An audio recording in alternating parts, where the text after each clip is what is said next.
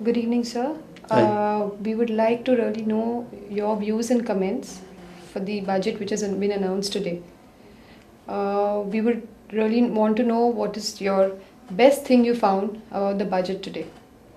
I think the best thing that I found in the current budget is the treatment he has given to ETFs. The STT has been completely waived off when you're buying an ETF from the markets. And in terms of selling, the earlier STT rate of 0.1% has been reduced to 0.001%. Now that is commendable in the sense that it will reduce the cost of operations and it will make the returns on ETFs much more palatable and better for investors. Okay. And what would be your most chief concern on this? I think largely there are two or three concerns here. One is that the fiscal deficit that he has talked about of 5.2%, although it is lower than 5.3%, which was supposed to have been, which was announced earlier.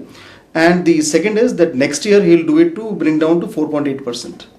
Now, in order to do this, what he's actually doing is he's not paying the oil marketing companies and he's holding back those payments because the accounting is on a cash basis. From that perspective, he's able to show at 5.2% this year. But these payments will have to be released next year. Now, not only the payments will have to be released, then how is he going to manage 4.8? Because what about next year's? So, and the second part is that he has assumed a 29% increase in the overall capital expenditure, planned expenditure. Now, and you'd see that apart from the excise duty hike on SUVs, excise has not been hiked. So where is he going to get this money from? So obviously the finance minister is assuming that the economy will grow at a much faster pace than the 6.1% to 6.7% that has been assumed in the budget.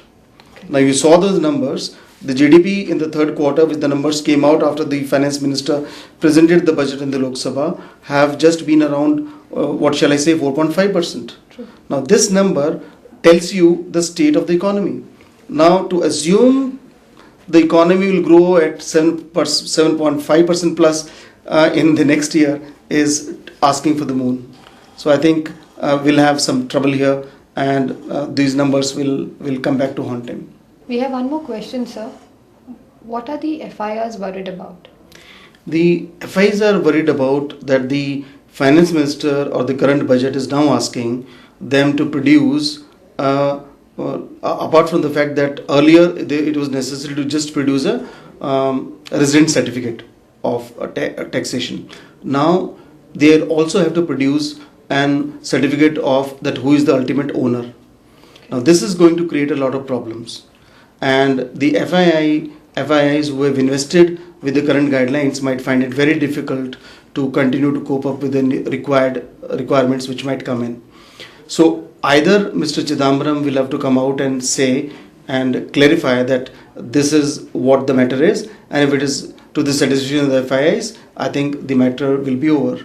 But in case the matter is not clarified to that extent and FIIs still have questions, then I think the FIIs who have been continuous buyers will continue to sell in the month of March. We just saw figures of 1,300 crores of sale from FIIs. I'm not very sure whether this is a result of that, but that could be a concern going forward. Okay. Thank you so much for your input, sir. My pleasure.